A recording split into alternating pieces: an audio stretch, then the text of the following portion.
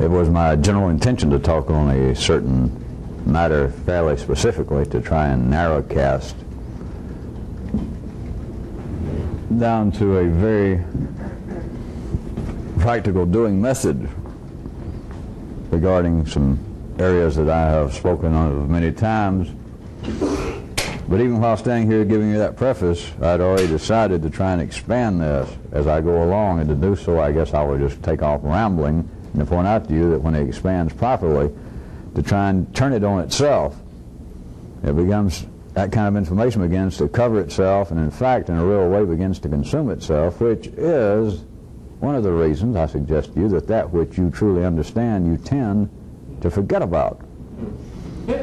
Which, when you first hear that or think about it, if you heard me say it and then thought about it, sounds, well, what? Silly?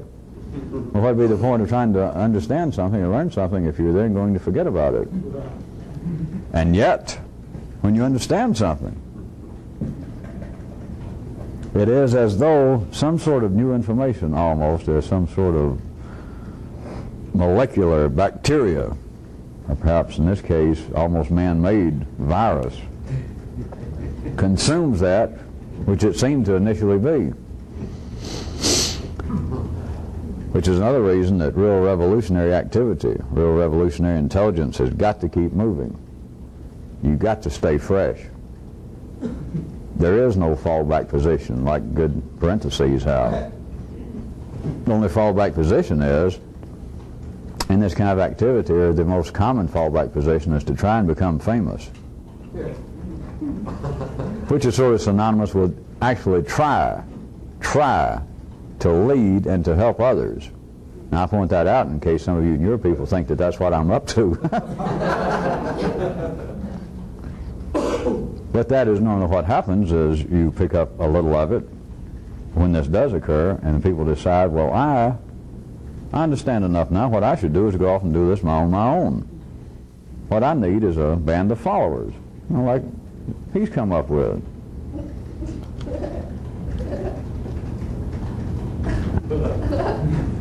They'll keep you from moving. They'll keep you from worrying about new information. They'll keep you from being concerned over any possibility that I might even be, or could be privy to even additional new intelligence. It'll stop all that for damn sure.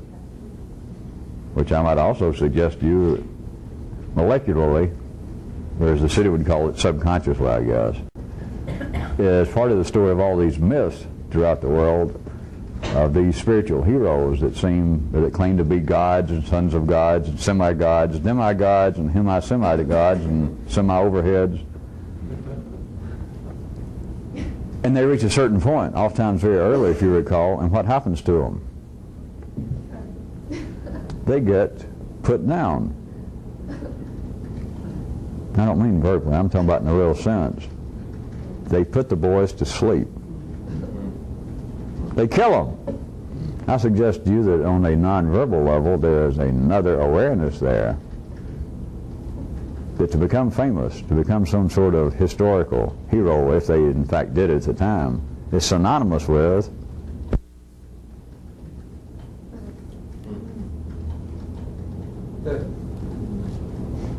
all right, enough of the preface. All right, that was a trick. That was it. That wasn't a preface. Oh, all right. What I had generally in mind, as I said, was to talk about something specifically that I could point out in a very concrete way, since I've been trying to deal with some of your so-called practical, everyday problems. Life has got humanity forever talking about human relationships on the basis of there being something unique, nowadays referred to as the psychological aspect of man. In times past it was called the mental aspect of man, the spiritual aspect, but the same old thing, that which ordinary people are allowed to see, seems to be the singular aspect of human life. The references have changed somewhat over 2,000 or 3,000 or 5,000 years, but they're always pointing out that man in some way is different. And of course in the city they always assume better than chimpanzees and dinosaurs. And And the thing that makes him different is what is generally referred to as his personality, his consciousness. He is described by himself to himself in psychological terms, and particularly the relationships, because men are not simply rooting, territorially protective animals like our crude, more simplistic brothers and sisters on this planet, of the musk ox and the musk oxens. And so it is in psychological terms that men talk to themselves and each other about human relationships. They do this rather than what I have been attempting to pull upon you people to get you to start seeing for yourself, that rather than speak of man as being in some way uniquely, and it's always vaguely, having these psychological relationships, they'll talk about almost anything other than what it is, which is plain old, everyday electrochemical activity. Now, I have talked in different ways, and I was going to use some specific examples of how I have subtly, or to some of you perhaps not so subtly, and then to even a fewer of you, just obviously, finally, pointed closer to it, how I've changed the descriptions of several things. And one of them I was going to start using is like dealing with people, another person who seems to give you trouble. Somebody at work, somebody that you is a general circumstance that I have used in the past, that there is somebody with whom you have to do business that just drives you bonkers, that you cannot deal with. And I told you how to handle that. Right? And I told you what would happen. Now, I'm not giving out psychiatric advice, folks. You ordinary people got no business fooling with this, because the results are not predictable. What I have pointed out to you, that if you treat the person exactly, just give it the crudest, best, second-grade play acting that you can do, just give them back, act like they're acting to them, and it will stop it. Now, if this was ordinary people talking, if I described that, let us say, to a fairly alert psychiatrist or psychologist in the city, and if he thought about it, even if he went out and tried it, or even if I talked to him a few minutes and I could even get him a flash for him to go, yeah, that would work. Yeah, I don't know why, but what you're saying, yeah. That if somebody, the prime, or the most common example I've used on several occasions, if you recall, if there's somebody at work that is too aggressive to you, that's all you got to do is turn on them and just do an imitation. There's really no need to analyze. Just the way they treat you. If somebody's continually saying, you don't work fast enough, they just treat them exactly that way. You can even use the same terms they use, same kind of gestures. Get as close to them as they get to you. Is do that very thing, and it will stop it. Now, if I told ordinary consciousness that is a psychiatrist, psychologist, then they might say, all right, I'll tell you what's happening. If that does work, when that does work, I'll tell you what happens. And I'll play ordinary life's part, because I can be as ordinary as anybody, and I know if I could get them to get a glimpse of it, they would say, well, here's what it is. Every way that people, the ways in which people behave, of course, by and large, caused by subconscious psychological impacts, influences of their past. The ways that people behave in general is really an unspoken message, because somebody that treats you in a hostile, aggressive manner, what they're actually doing, without knowing it, they're telling you that that's what would make them function in a certain way. In other words, that's what would make them work better. And so that's, since it works on them, and most people do not study themselves or know themselves, then they assume that that works on everyone else, and so they blindly go through life. Every time they want their way, or they want somebody to do better work or to speed up their work, but anytime they're trying to dominate somebody else, then what they will do, subconsciously in an instinctive way, what they will do is treat people in exactly the manner that if somebody treated them that way, it would get the desired result. That's what you're describing, they would say to me. And that's true enough. I just made it up. I just described it. No present psychiatrist could describe it any better. I just covered generally the way psychology would look at it. And yet I pointed out to you on another level that what you are doing, you can forget all the words. You can forget whether the guy comes around with the woman and says, your work, it gets worse and worse. It is the energy, it is the emotion of it, the content of the words vary from fairly irrelevant to extremely irrelevant. There's something else going on. It is, as always, as I've told you, it is the transfer of energy. What you are doing, to take my method of giving people what they put out, you are chemically, electrically reversing the flow.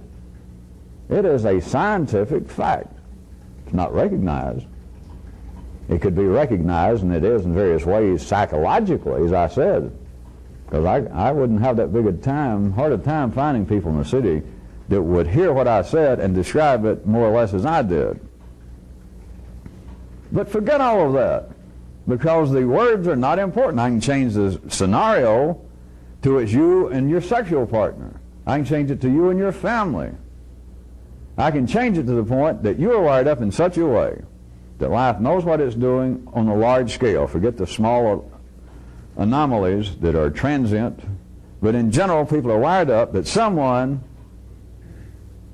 I'm going to start off using everyday terms, what sounds like psychological descriptions, but people are wired up in such a way that they will end up in a job in a certain place, sitting in an office, and they will end up drawn into a dance, that is a passing relationship, a business relationship, but it may be passing just a few minutes a day is what I mean, and it does not result in some ultimate finality. That this one person comes by you, and almost every morning you can count on it. You can almost set your watch that he or she comes by the desk and make some comment. If it may be no more than almost every day, they may look down and say, well, you don't look very busy, do you? And every morning this happens, and you understand it in a certain way for what it is, that the person is coming by and expressing hostility, aggression to you. And if you would notice, this person does not do it to every desk. Let us say it's one of these archetypical old offices with lines of desks, and he walks past them all every morning. He does not do it to everyone. Life knows what it's doing in general. He does it to people that are wired up to take it. Not only to take it, but it is a completed energy transfer. All dancing partners, besides transient anomalies, all dancing partners are suited. The partners may complain. It's just an additional energy transfer. It's there, you and somebody else are dancing, and maybe you're both shouting at each other. God, are you ugly? Boy, are you fat? You can't dance. Do you understand? That's even better. More energy is getting transferred. Or you may be dancing in silence, but as far as you're concerned, internally, you may be dancing with somebody like your boss that you think you've got to dance with. Yeah, but internally you're saying, you fat, wart-faced son of a bitch. And so you think, well, that's not really a pleasant dance. It's still better because energy is being transferred. What I want you to see is what I described can be understood almost non-verbally. It can be seen as the example I'm using in a non-verbal context. That is, what the people are saying is not what is important. It is always the basis that energy is being transferred. And you can have an immediate, dramatic impact on the energy that's being transferred in a relationship with you, a stranger, a boss, a family, by doing one thing. One thing, just as simple as it can be, is you just do an imitation of the person. You dance, you talk, you look, you sound like, and I'm not talking about a long range. If you know how to do it once, that's about it. And they'll never do it again. And of course, they have no idea why, but it's almost as though, as they would think in the city, that psychologically they went up and stuck a wet finger in a socket, and you were the socket. And in their general city level wisdom, the next day that they come by your desk, they seem to have a disinclination to ever do that again. But it is not seen in that way. There is a general overall picture that I want to sketch out and then try and take you into little stranger area wherein I said I was going to start out very practical. When it comes to what seems to be problems with people, these human relationships, and just take problem in its widest sense, that you continually, you and everyone else in the city, you continually have complaints, you have problems with everybody else. Maybe you never wanted to sit down and think about it, but here's a good chance. Just think about it just a second, and as always, you know I'm just as right as Crisco. Do you know anybody? Do you have a relationship with anybody that a large part of it, and maybe little teeny ones you would say, but a large part of the relationship is what? Well, yeah, a little problem here and there, a continuing problem. We're trying to work it out, but there has been this problem between my brother and I. How long has it been going on? Well, 35 years. Well, there's this one little problem with me and my supervisor at work. How long have you been there? Well, I'll be retiring next week. It's just not looked at, but relationships could be equated with problems. The warts are with the hog. Now, conventional wisdom in the city would have it that conventional wisdom and professional wisdom, psychiatrists, psychologists, thinkers, your mother, would have it that if you have a problem with another person, you've got two possibilities. Now, they don't normally point out you've got two possibilities. They normally just point out one. But then I'm going to show you that there is, as always, there is another count. For every Whig, there's a Troy. For every Tory, and for every conservative, there's a liberal. And so it's not that any one person points out these two choices, but I want to point out that there are two counts. And this goes not only from individuals, this gets into religions, it gets into especially contemporary so-called self-help groups of all kinds, or cults, spiritual, metaphysical would-be organizations that supposedly are going to help you personally in some way. They all are presented on one of these two bases. That is, if you've got problems with other people, in general, which if you were attending some seminar or some cover for some cult or some would-be psychological self-help group, they would say, all right, does everyone here have perfect relationships with everyone? If they do, raise your hands. Nobody would raise their hand. The speaker would say, well, all right, we're all human. Even look, Socrates had his problems, God knows. So let's look at it. Even modern intelligent men and women, successful like we all are, you do have problems with your fellow man. Is that not right? And the crowd goes, yeah. So then, you would have one of these two choices, no matter what they called it, what new terms, with little R's next to their term and big capital letters. Whatever they came up with, it comes down to this. That, all right, we all have problems dealing with other people. Maybe in general, but I'll bet all of you have got some problem dealing with somebody specifically, like a loved one. A lot of the crowd go, yeah. Maybe somebody at work, yeah. So here, you'd get one of these two, that to deal with the problem, you have got to either look to what the other person's people are wanting. That would be one of them. That's normally what you'd get. It'd be called some other way, but it would be, all right, what we've got to do is now start dealing. That we all go through life almost blinded, and we're confronted by what seems to be problems. But it's because we have different agendas.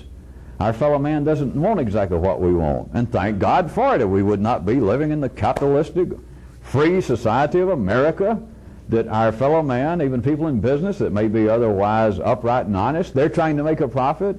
We're trying to make a profit. And so we do not always seem to see eye to eye. And so they have a different agenda in life than we do. And so what seems to be a problem is, in a sense, a failure partially to communicate to one another correctly your different set of priorities.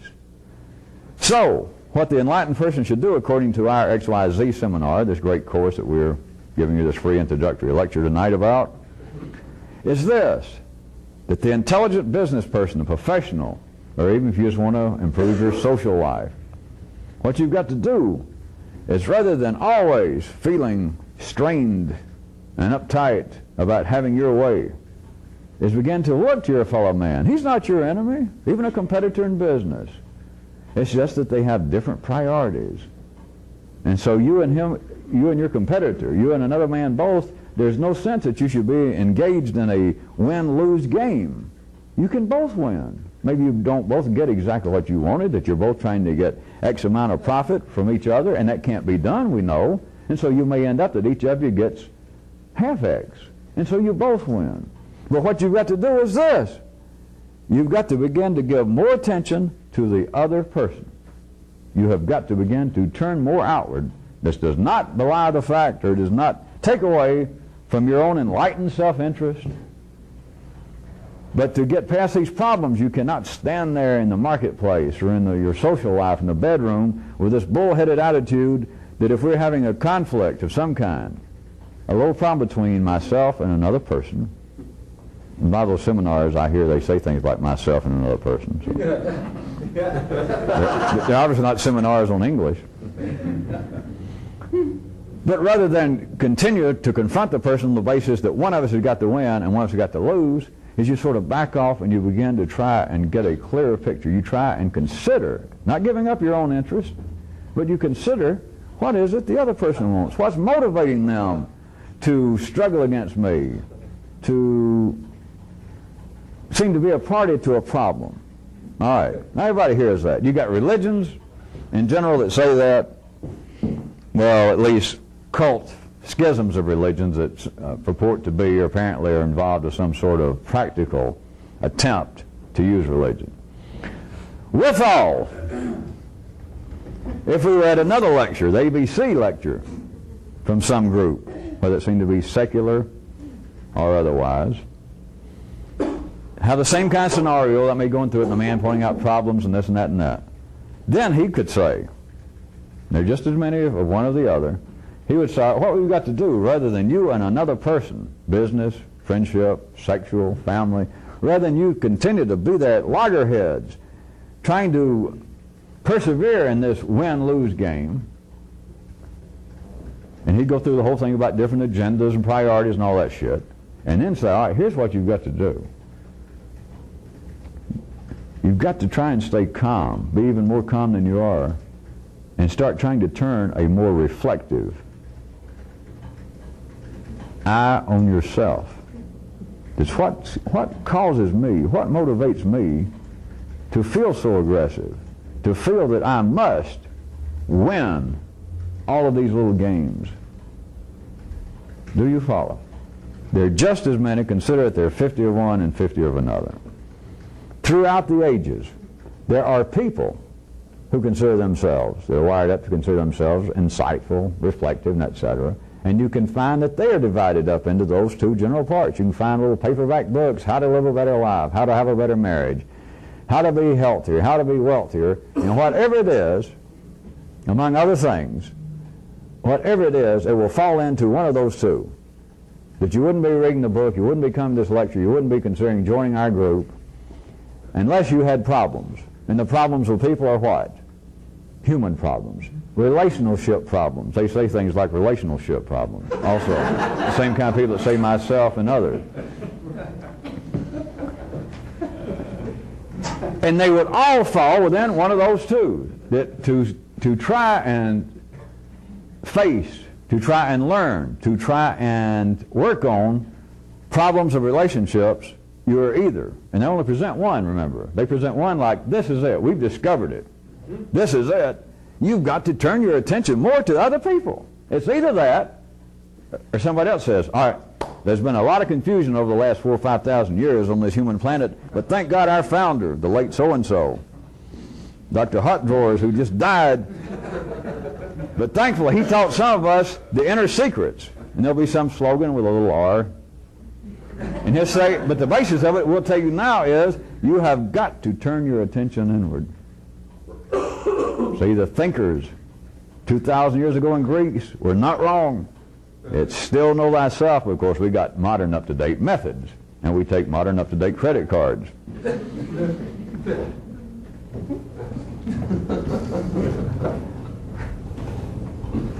Has everybody got me so far? That this, one or the other, is what you would get. You would not walk into a lecture, you would not read a book, you would not, on your own volition, inside of your own old consciousness, your old intelligence, ever come up with anything other than one of those. Now, some of you may believe that at times you would take one approach and at times another. You just don't notice it. But at the time, apparently only one approach is correct. Am I correct? Sure I am. How about this? There you are, and either a stranger or somebody you know makes a hostile comment. You're minding your own business. You're sitting in a mall, sitting there resting, and a guy comes up with a clipboard and he asks you an insulting question in a hostile way. Now there is no intelligence in the city that would look in but one direction to this apparent little problem, as small and as passing as it may be, that there you sit and you're insulted by a stranger. You didn't ask him over. You didn't look. You didn't wink. You were looking this way and he came up and the guy tapped you and they say, I want to ask you some questions about your damn love life, your sex life. Where are we going to look? Here it is, a small problem. Where are we going to look as the possible basis of the problem? Well, in this case, there's no question. Am I correct? You fell on your back. You did not have a sign saying, come up and insult me, stuck on your back. So, there's only one place to look. Out there, at the other person.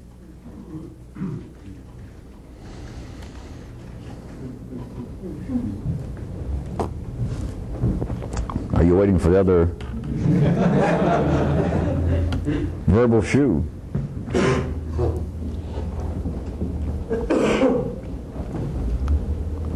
Let me tell you, when I said I was going to try and make it stranger, the revolutionists can take things as they are in the city. That the part I've built up to thus far, that there are only two ways.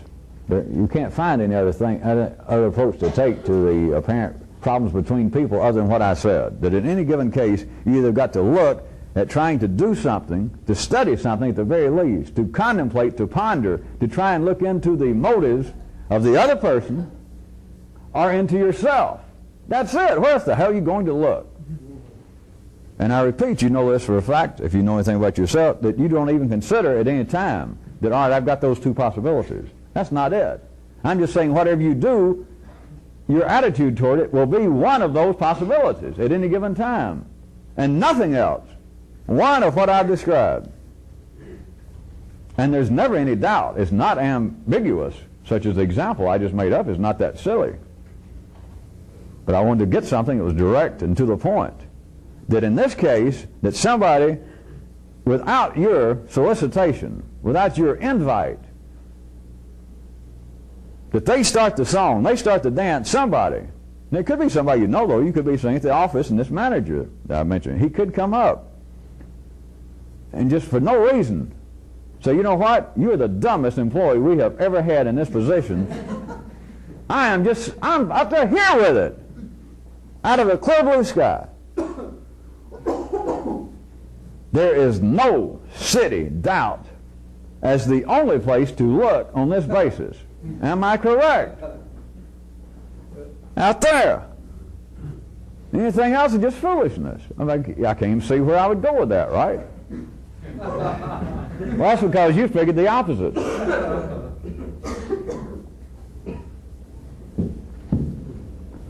So you can take that, which in the city seems to be cut and dried, that it's got to be one of the two. You can think about anything you want to, every possibility that you've ever experienced, that you thought about, that you have read about, and it's one of those two possibilities. But doing the opposite, let me tell you, here's what you can do. And we're not dealing. My preface had a purpose, whether you can remember it and follow the string of it. We're not dealing with psychological structures in man. We are dealing with the same kind of electrochemical structures that run your liver, if your liver's still ticking. It is a kind of facade, a useful Potemkin village that life uses, that the words mean something, that the guy comes by your desk and says, you are the dumbest employee we've ever had. Dumbest employee, dumb. And there it goes. Would you not have understood the same thing if the man came up and went, but da-da-da-da,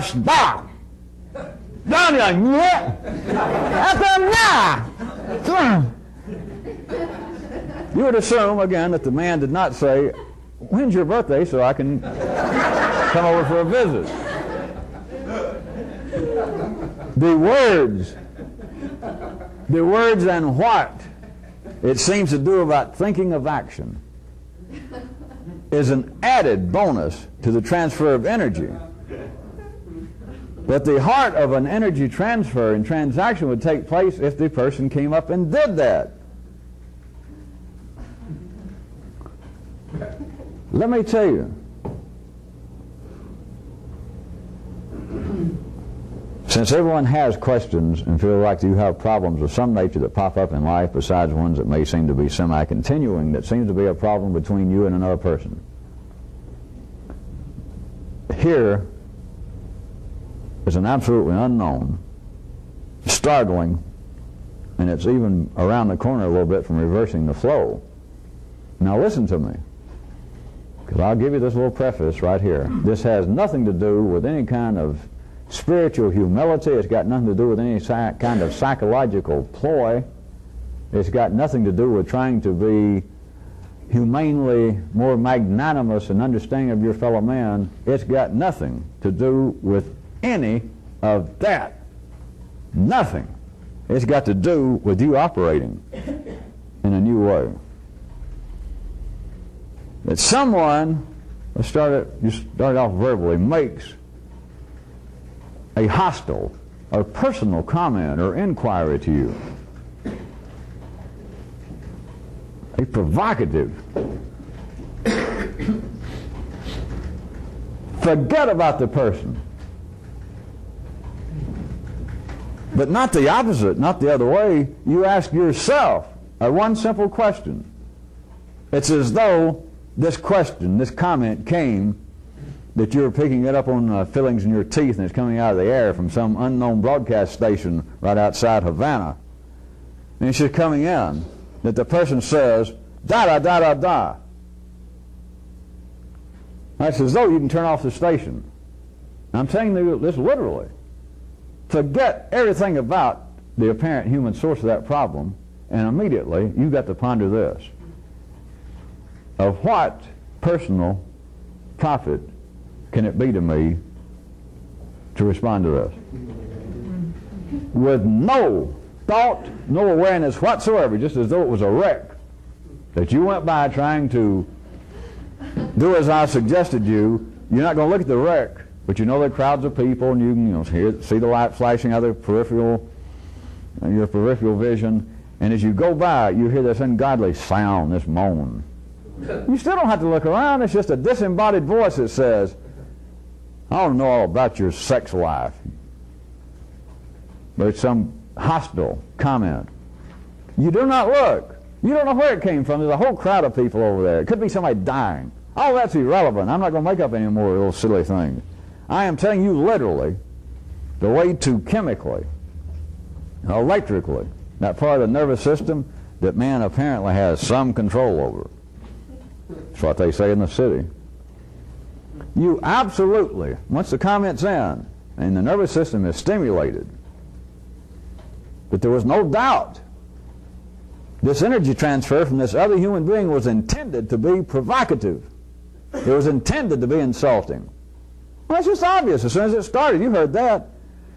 Is absolutely ignore the person. And just literally, it's like a wreck. It's a sound that came in, you heard it, it's too late, but you don't have to look there. And you immediately ask yourself this. It's quite simple. That there it is, it's provocative. You're as prepared as the next man or a woman to get angry in return, to speak right up in the Christian, if not Jewish manner, and say, well, fuck you too. You're quite prepared to do that. But rather than get involved in the ordinary sense, to continue this energy transfer, like you have to look and to see how big this other, that the source is, to try and immediately judge, which you can normally do without any thought, is his or her hostile quotient higher than mine, that if I do say, well, fuck you too, they're going up the stakes, and all that thing. You just forget all that. The nervous system has been stimulated, it's been antagonized, irritated. It's already started. You couldn't stop it. It just went, the person said, blah, blah, blah, blah, blah. That's like episode 1. That's like the first scene of the play. And the person is just irrelevant. Just forget that. It's already happened. The question now, to what possible beneficial end could I arrive if I get entangled in this? Now, I mean this literally. I am not using this as some kind of psychological justification. It is not some sham form of humility. It is literally, it's got to be looked at as a kind of commercial consideration. But here I am, I'm prepared to fight, or at least be as insulting. I'm prepared, in other words, to engage properly, fully in this energy exchange. It's been handed to me, it's already gone in my ear. I can't undo that right now. It's gone that far. It's like the person came up and said, you want to dance, you fat bastard? You know, I've already been asked to dance. Now the question is, I can't undo, I heard the voice. I saw the shoes. I was looking down, just sitting here, and I saw some shoes come up and say, you ugly bitch, you want to dance? So I know where it came from. All I got to do is look up at the wreck, at the accident, and I know where the voice came from. Which there's no need to look up. To a revolutionist, that's irrelevant now. Now the question is, I'm prepared to dance. They got me. I could jump up. Of course, all this is taking place like that. I can jump right up, try and kick him in his private, or her. I can be insulting. I can stand up and even still not look down and just stand up like as sometimes I won't and go, well, yes, since you're so nice to ask. I can do all of that. But forget the person. Now the question is, for me to stand up and dance, what is the possible benefit? I'm talking about a serious question, not a sarcastic question. I'm not being sarcastic to tell you this. It's right then you think, and you'll get an answer. Because nobody else does this, believe me, you'll know. All right, to what possible benefit is it going to be for me to get up and dance? Now, I'm not going to say much more about that part specifically. But all the considerations, if you can do this because ordinary intelligence can't, but all the considerations, all the possibilities will be known right then. Your answer will be obvious in any given situation. I'm not saying it's always the same. But you have got to ask. You have literally cut off, strike out any looking out at the other person. That is, well, what would motivate a fellow to just come up and insult me that way? No. Who stepped on his corns this morning? What terrible thing probably happened to him psychologically in the last 24 hours? Or, since current events don't really explain themselves, if I look back in this man's past, what kind of affairs happened to him as a child that logically produced him coming up to me right here, circa January 1989, and insult me? None of that. We've got to turn the audio tape over. Remember where we were, I was safe. Perhaps I did, at least here in person, too long of a ramble in my preamble, because some of you, it should have almost taken your breath away, and maybe it will later, to clearly hear what I'm telling you, because it's not a theory and it is not a psychological let's make-believe. I'm telling you how to handle such problems, and it is, do you see, it's beyond the opposite of the two possibilities, the only two that I pointed out. This is not the way human intelligence, the human nervous system, the position of humans in the energy food exchange in this 3D universe is arranged. It is not natural. There's only two things natural in the 3D world. If somebody makes a provocative comment to you and you were trying to do something other than simply act, if you were thinking of acting before you acted, that either you fell down in submission with your tail between your legs, or you fell belly up and your neck showing to the person that came up and made the provocative comment, or else you jumped up and you fought. That's the only two as far as acting. The thinking of acting is the two that I started out with, that no matter what you call it, no matter how you describe it, ordinary intelligence, that is the way energy flows through the human nervous system and comes out as intelligence, consciousness, as they still like to call it. Why do they like to call it that? Do you know why? What? Always to call things by its evil twin brother's name. Well, it's like life, lets you get real close and say, hey, you want to see something? And humanity, of course, is doing it. And it makes everybody run up to this window to see real close, and suddenly it goes, wait a minute. It always keeps you that far off. Or they'll turn you a little sideways, and you get this distortion in the glass that you're trying to see inside the window, and it says, look, and you call it things like consciousness. This singular aspect. Because you can't call anything else conscious. They'll call it anything other than it is. We've got a nervous system that operates a little higher up, is a little more developed than orangutans. Plus we can talk, and we can talk about things that already happened. And we can talk to somebody else, and they go, yeah, I know what you mean. And it's all transferring energy. But what I am describing, where I was, you didn't lose your place, what I'm describing when I said to take your breath away is just another example of what I'm telling you. Some of you did hear some, and some of you will probably get more out of it. That it made sense to you, that you heard me. But I also want to point out to you that you would have never thought this. I don't mean just you personally. No human would have ever thought this, because things are not wired up to operate this way. Do you understand that somebody makes a provocative comment? That is the energy that they are transferring to you as a kind of surprise attempt at domination, which verges on what people in the city call evil. Remember, I gave you that definition once. That's the word evil. Being done to you is the evil twin brother word for an unexpected attempt at a dominant energy transfer. And you call it evil. That somebody comes up, and they almost forcibly grab you, not perhaps physically, but they almost forcibly grab you and make you dance. And you weren't expecting to dance. You had to go to the bathroom, or your feet hurt, or you were pulling up your socks. That is what evil is. So the person apparently is engaged in at least a small form of evil. They come up and make this comment. And so you exercising the prerogative, I'll grant you this, the single prerogative, or the singular prerogative, you can think of acting rather than just act. That is, to either fight or to fall down. But there are only two possibilities that the human nervous system is wired up to ordinarily perceive, if it's going to think about acting rather than act. And that is to think about the motives of the other person that made them do this. Or to try and turn your attention inward in some way, like, well, why do I let such things as this bother me?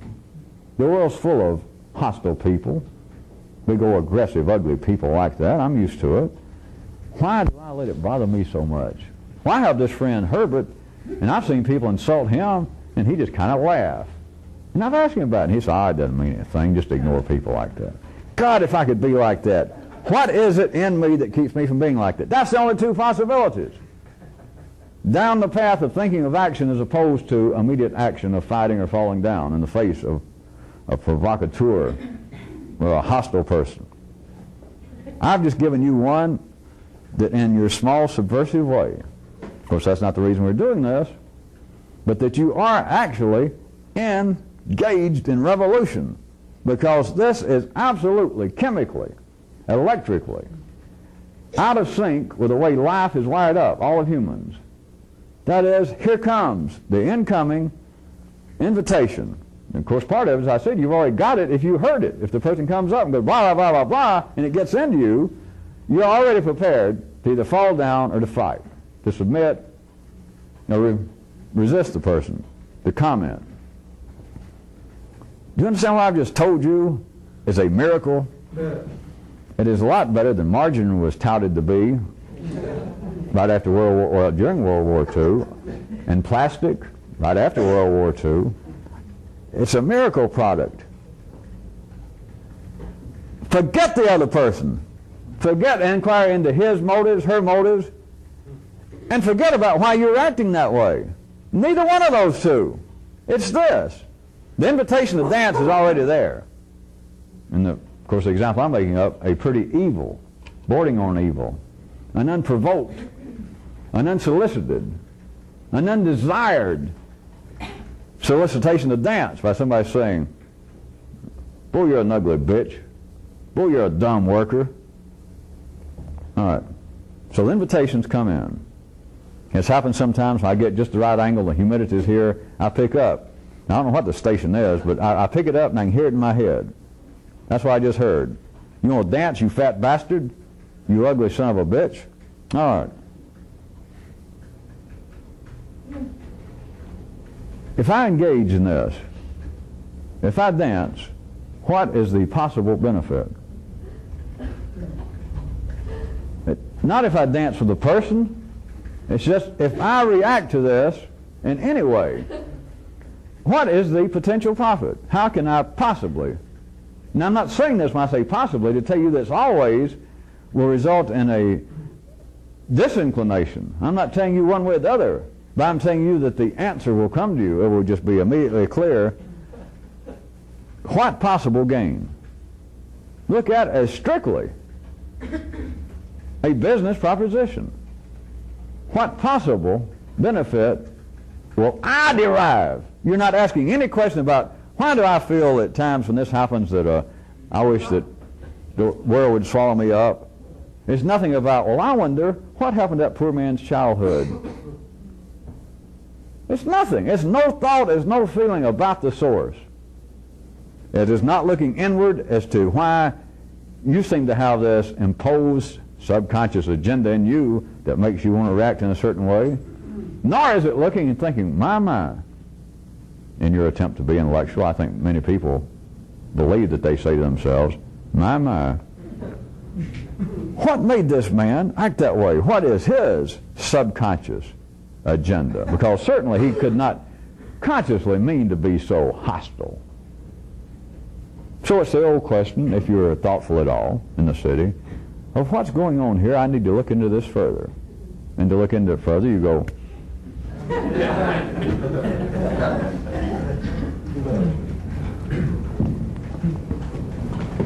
the corollary of that, you can turn to you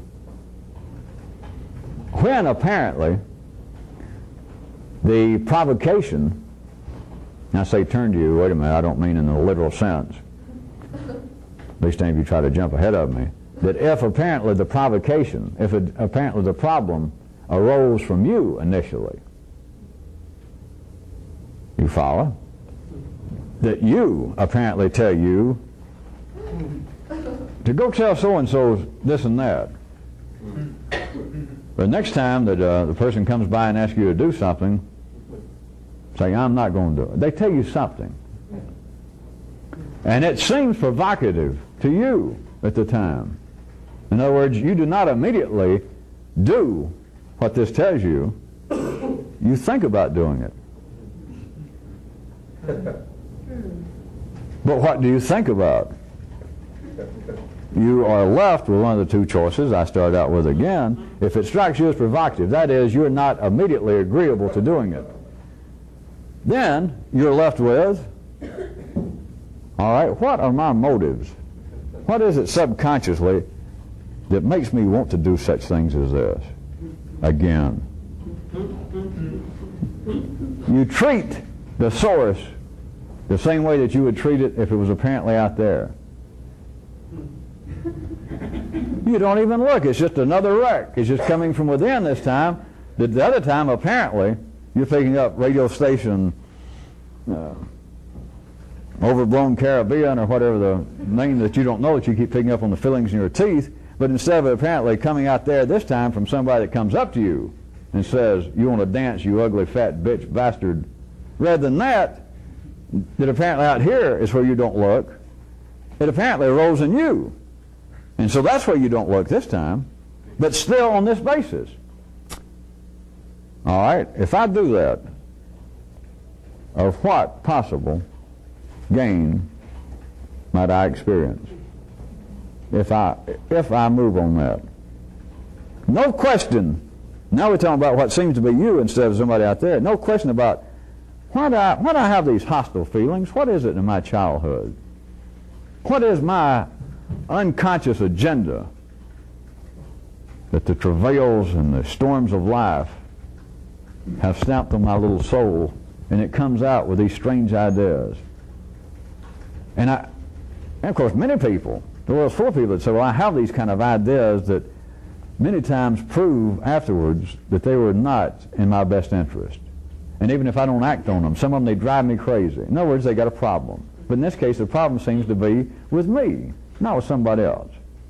But there seems to be a psychological problem with me.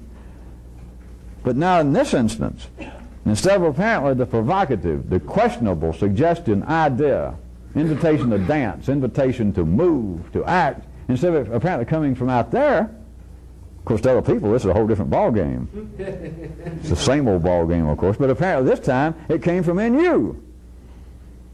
But on the same basis that I assume you were at least picking up, that I'm telling you that it is in a revolutionary sense, it's beyond a useless act. It's beyond that to even think about what might apparently be the motivations and the unconscious agenda of some other person that made them make such a questionable, hostile, personal remark or attack on me.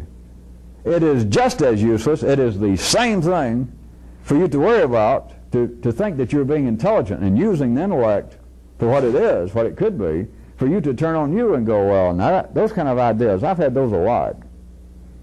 And normally I can hold them in. It makes me feel bad. I suffer over them. Sometimes I do act. The whole range of possibilities, from person to person, from time to time.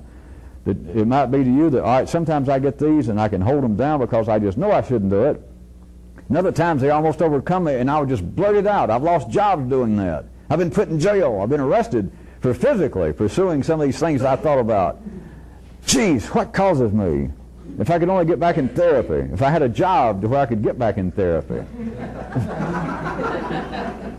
You look at it in the same way that I'm describing, that once the invitation to dance, once the idea, once the notion has been expressed and you heard it, and I told you when it came from out here, is forget that, literally.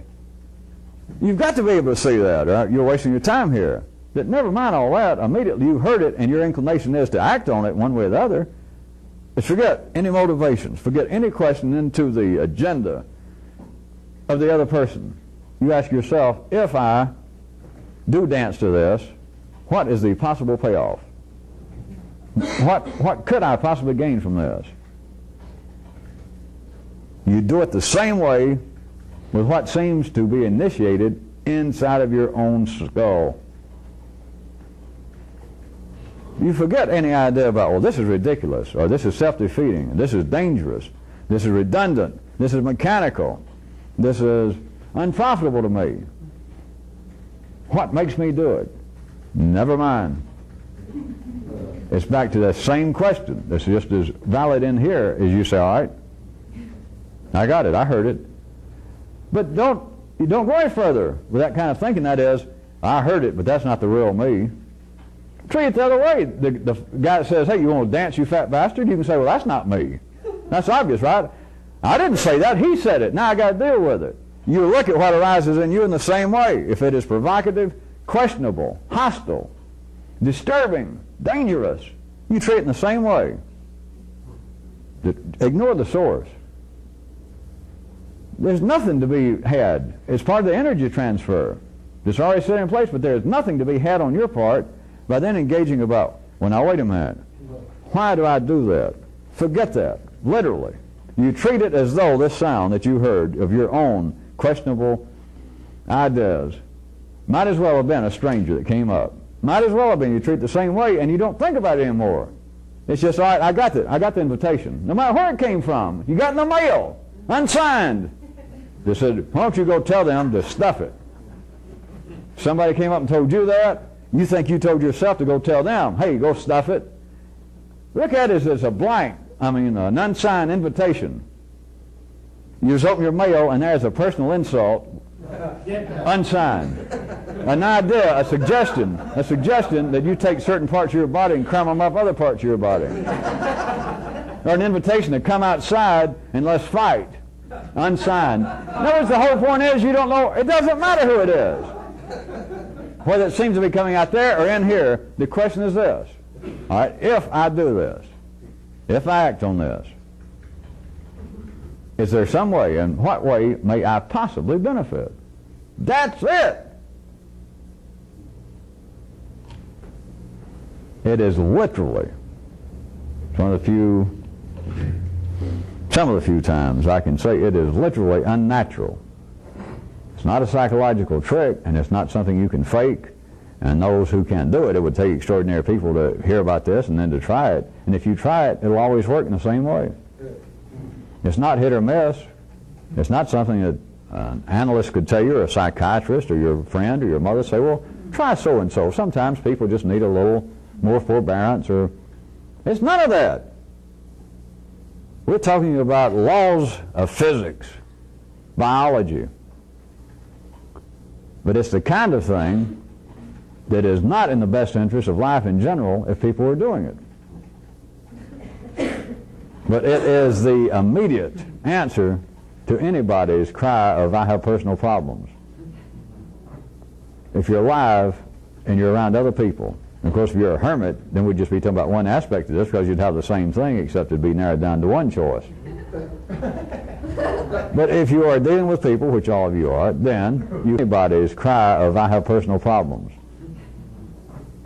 If you're alive and you're around other people, and of course if you're a hermit, then we'd just be talking about one aspect of this, because you'd have the same thing except it'd be narrowed down to one choice.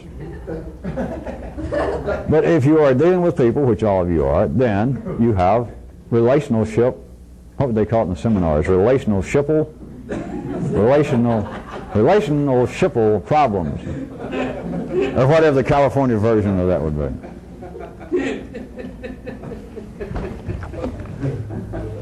I don't really want to preach much more or try and sell you on this, but some of you should hear that this is a specific, I've described it, you heard it.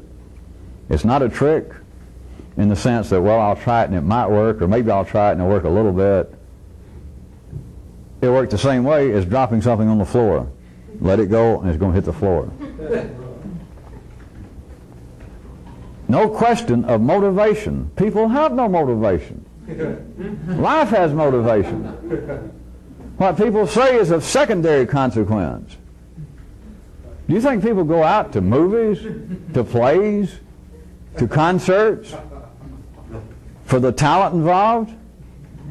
None of you still think that. Well, I know you do. You forget and you think that. You don't. You go one reason. You go to get energized. That's it.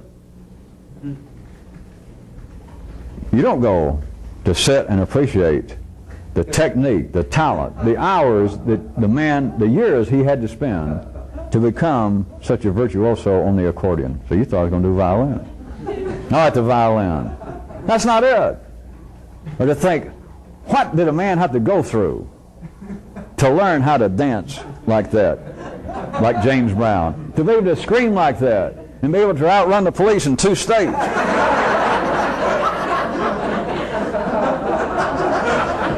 You do not go to see the Rolling Stones or Iron Maiden or Twisted Sister before their untimely breakup.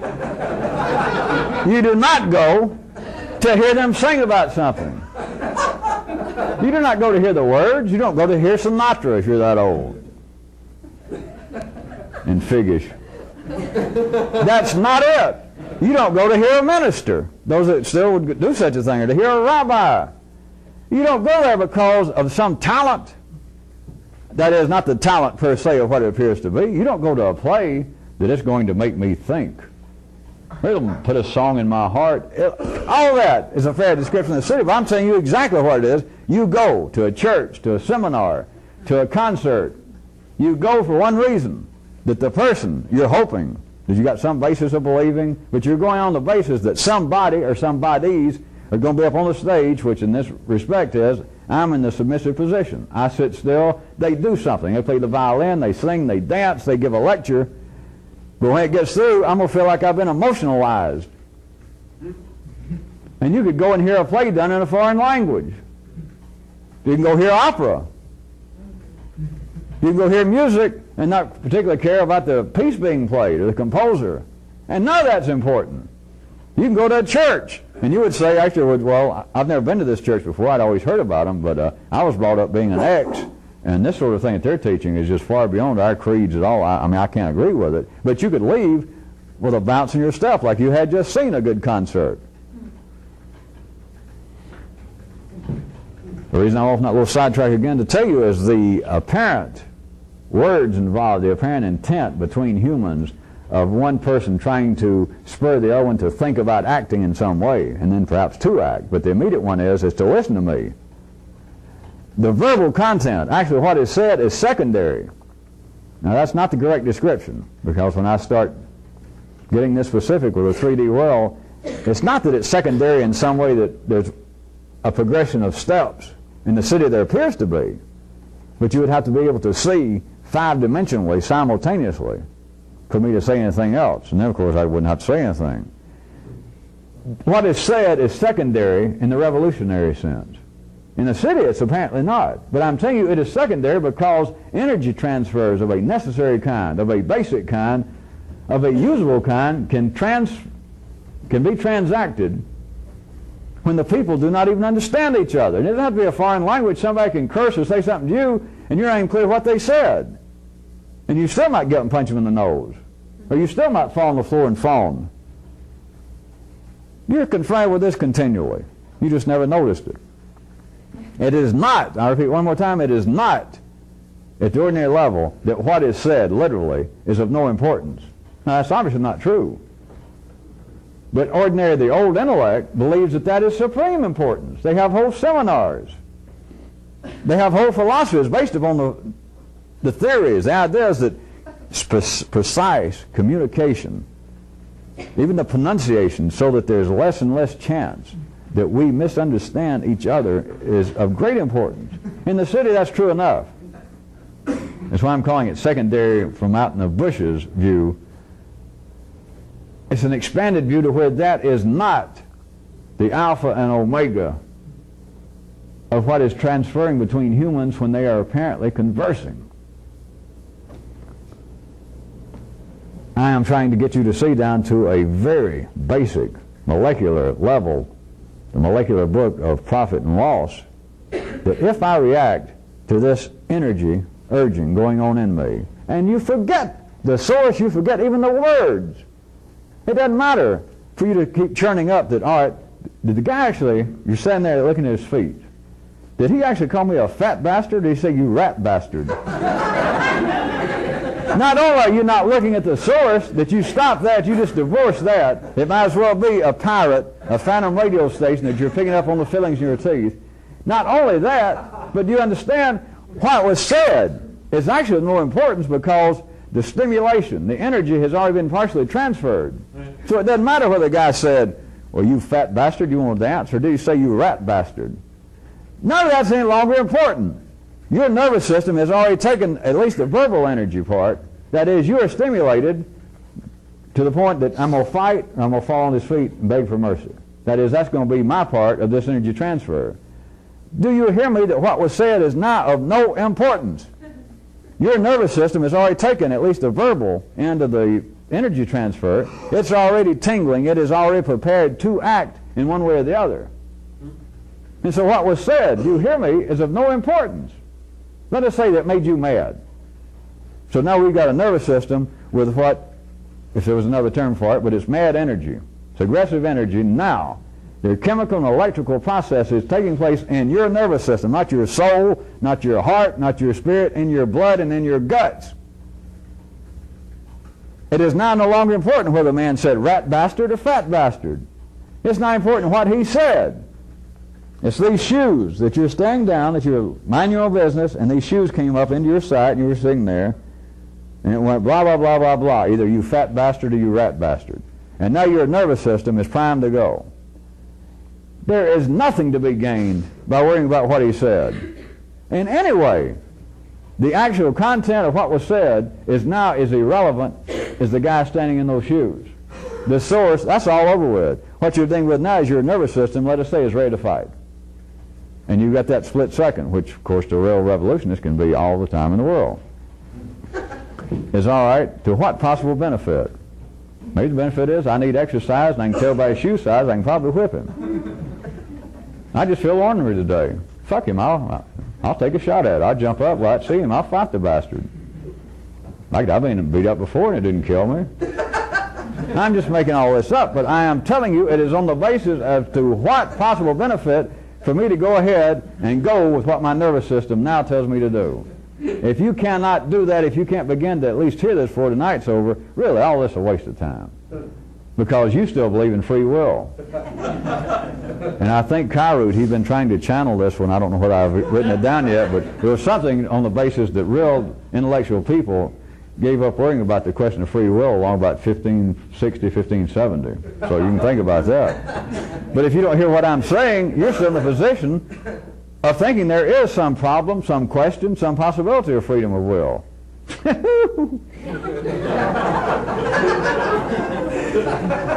That's a little known insult. It's very little known. Very little. Because I just made it up, but there is no such question. There is only this possibility that your nervous system, the energy transfer has already taken place to some degree when somebody can provoke you, apparently in words. And after that, the source of the provocation to the revolutionist, to somebody that understands what's going on, is now irrelevant. And don't tell me, well, I'm going to defend my honor. So nobody can talk to me that way. That's all well and good. I don't care. Do anything you want to do, but you are not understanding what I'm saying, and you are not a candidate for any new intelligence. And that's another story. As I said, I'm not suggesting, but I'm telling you it might be that a revolutionist might, after a hard day or been confined and for some reason didn't get to run this morning, he might jump up and whip somebody's ass. I don't know. But he wouldn't do it personally. I mean, it'd be no more than a quick run around the block, and he didn't have time because he was tied up in this damn seminar all day. And so he might jump up and do that. But it would not be a personal thing, because there's nothing to prove. He wouldn't be defending his honor. It'd be exercise. It'd be letting the nervous system, all right, take off, do a little quick run. And it jumps up and either hits or gets hit.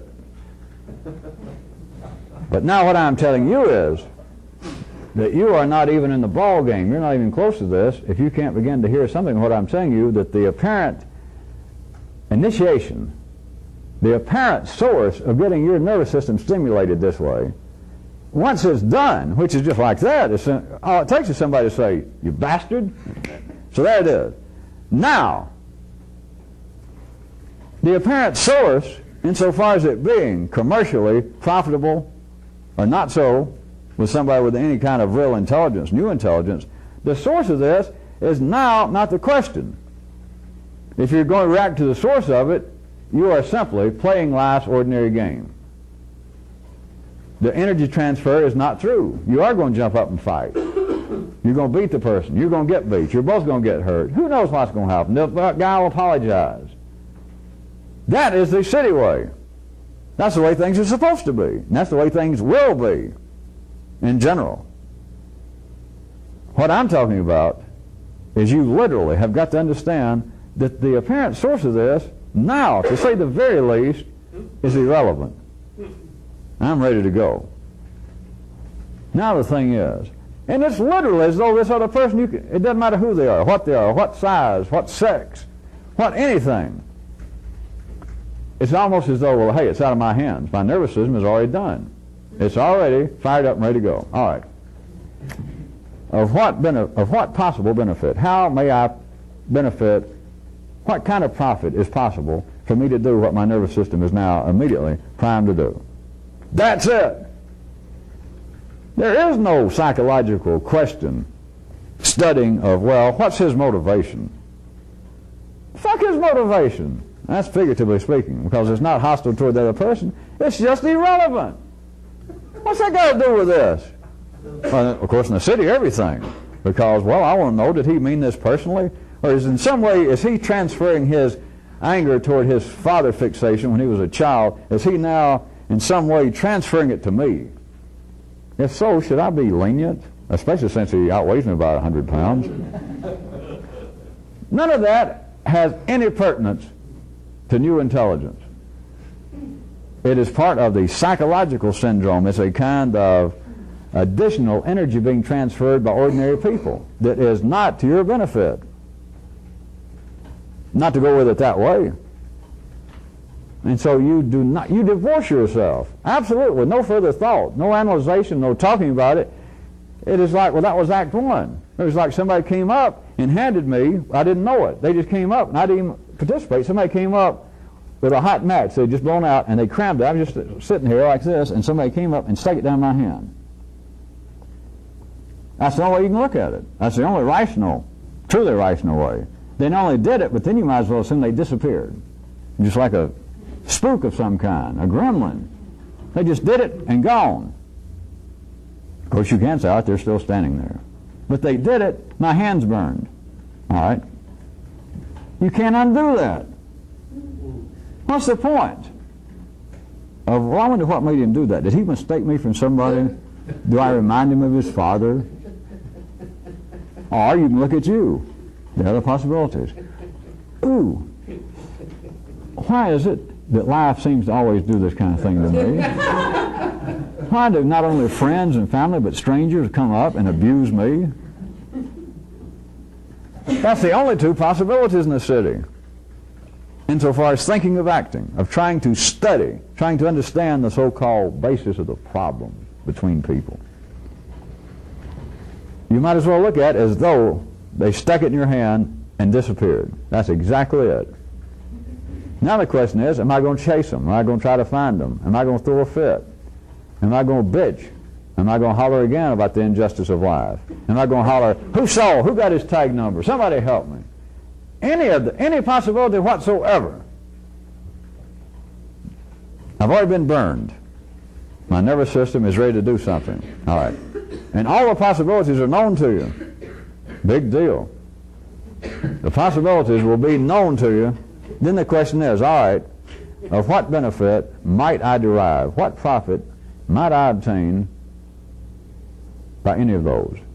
If you can do this, you can't do it wrong. You can either do it or not.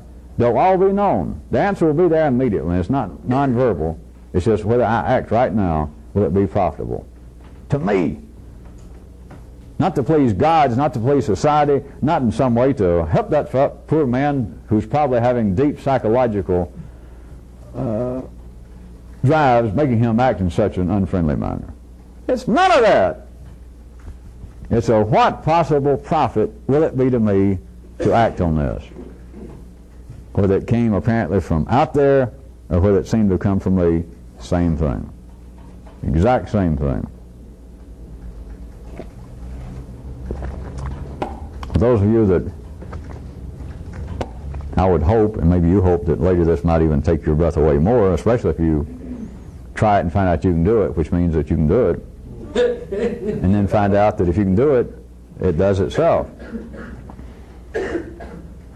That it is as far as you can remember it, it is then the end of the ordinary speculations and entanglements, verbal and imaginary-wise, over the motivations of people out there and in here. It is simply not profitable. There is nothing whatsoever to be gained if your hand has been burned. There is nothing. It would take a dyed-in-the-wool city idiot after all this time to believe that at the level that I have been hurt, I have been provoked, I have been stimulated in such a way that my nervous system wants to react. To then consider, well, why did that stranger, or why did my mother, why did my best friend stick a hot match in my hand when I wasn't looking? If you believe that there is some benefit to be derived from pursuing that, which your whole life, of course, says there is up until now, but if you can believe that after having any experience or any hint that there is another way to think, an additional level of reality going on, additional complex dimension that can be seen right here, that everybody else, from prophets to teachers to rabbis to philosophers to your mother, says, well, some things can't be understood. That's right, Mom. That's right, Doctor. That's right, Reverend. People that say, well, there's some things that can't be understood, they're telling the truth. What business is that of yours? You're going out and pay somebody, follow somebody that's going to state the obvious? Well, there's some things that can't be understood.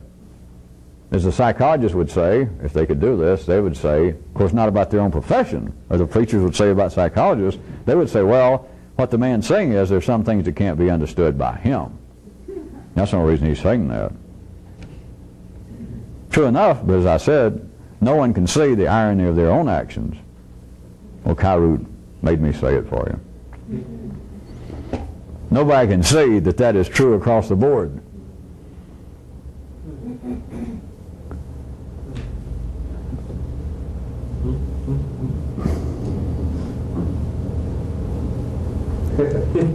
There's another aspect that I'll go ahead and say this is even weirder, except this may sound as though I'm getting back on more stable, expected ground. There is a way in which you can see man's intellect as being like a cat door. That life uses man's and has produced man's intelligence as a kind of human man door. That it is like a little swinging door that is right here, and it seems to be the gateway between in here and out there. Again, I will have to use the not perfect, but there's nothing perfect in the 3D world, because everything is flawed and lacking something. But let me use the example again of apparently our fellow creatures on this planet. Only man has an indoors. Only man has an in here concept. And it's not because of gods and Jehovah's and Allahs, and it's not because of some spirit. Unless you're going down to your local friendly daily autopsy and bring me back a piece of the spirit. What you see is what there is.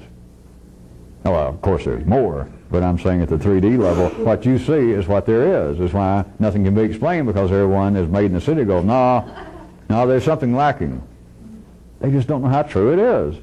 But then they say, well, you know what the lacking is. It's that little spark of God that we can't see. Now what it is that an eye cannot see itself. You got to have a mirror. You got to have something. You can't look directly into it. And the human intellect at the high end of the nervous system cannot go fast enough to see itself. Every time you turn, it's something else.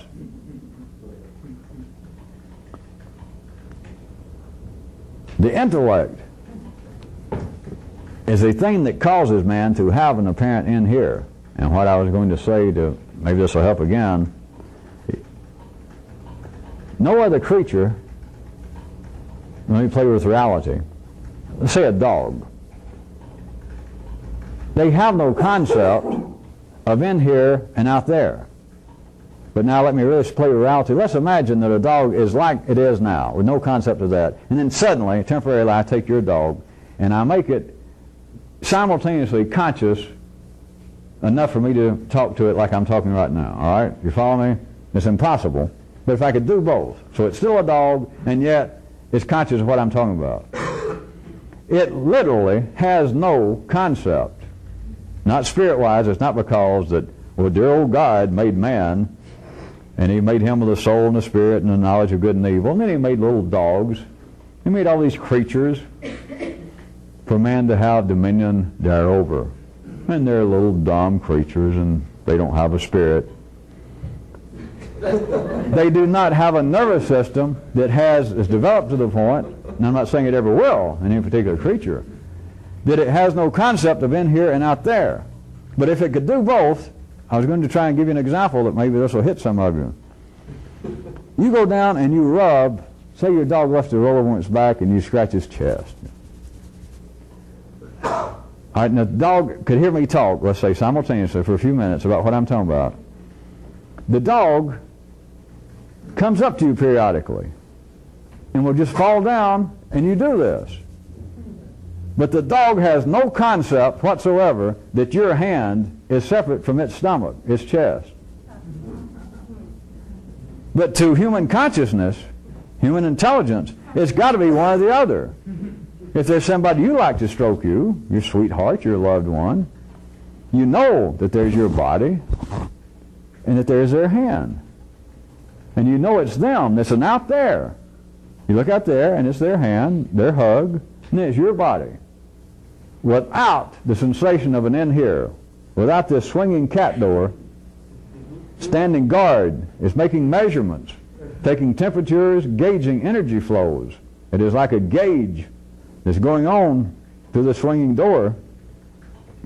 But with the dog, it has no concept. It does not come up to you. Now here's a part that maybe will hit some of you. You just got to listen to me right quick.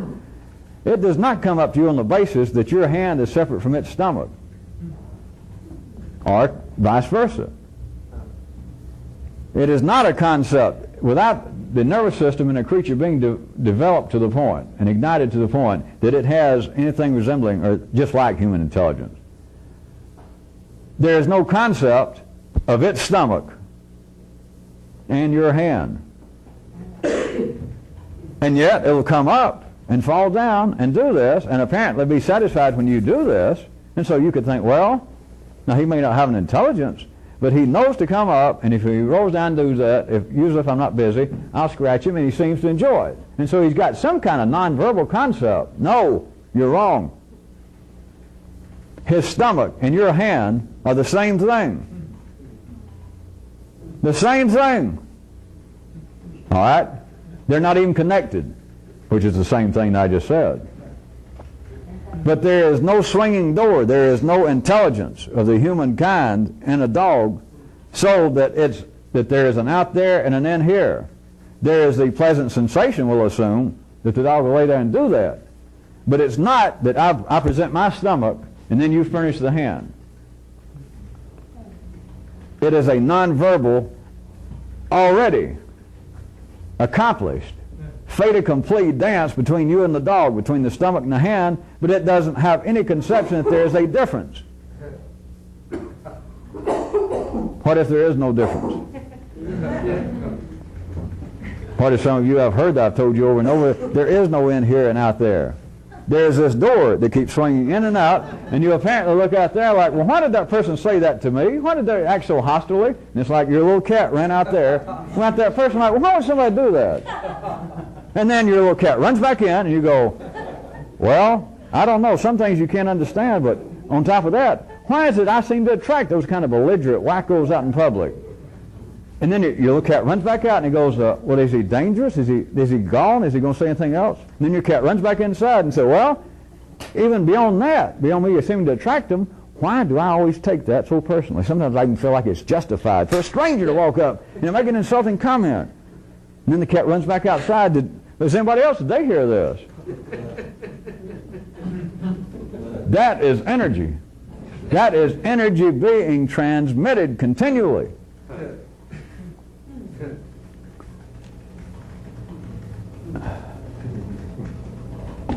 There is no in here and out there. But at the city level, it is as distinct, it is as true, and it is as clear as can be. But this little imaginary cat, what if we look at instead of a cat, we're talking about the air itself. And these doors don't fit completely, or they won't swing. You're talking about the difference, apparently, in the air right outside your door and the air right inside your door when there's severe leaks just by having the door in there. And for you to think that there is some great difference in the air right outside the door, right out here, and then right inside here. Like, why'd they do that? What was their motivation? Well, what's my motivation in taking it so personally? Yeah, but why'd they pick on me? That's right. Why do people pick on me? I talk about merging them. What if even that's silly? As I keep telling you, most of what I tell you is silly. How are you going to merge the air outside the door and the air inside the door? Is it some magical trick, some mystical ability that I have, or I'm going to teach you to have that suddenly, all right, open that little cat door, now what's this? Take the air out there and the air in here, and we'll stick it all together. Boy, big deal. What a trick. What a miracle.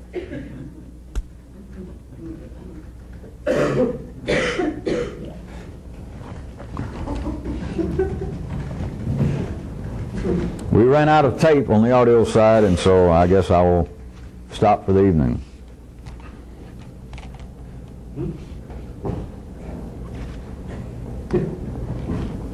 Be sure and take better care, those of you who can, of your cat.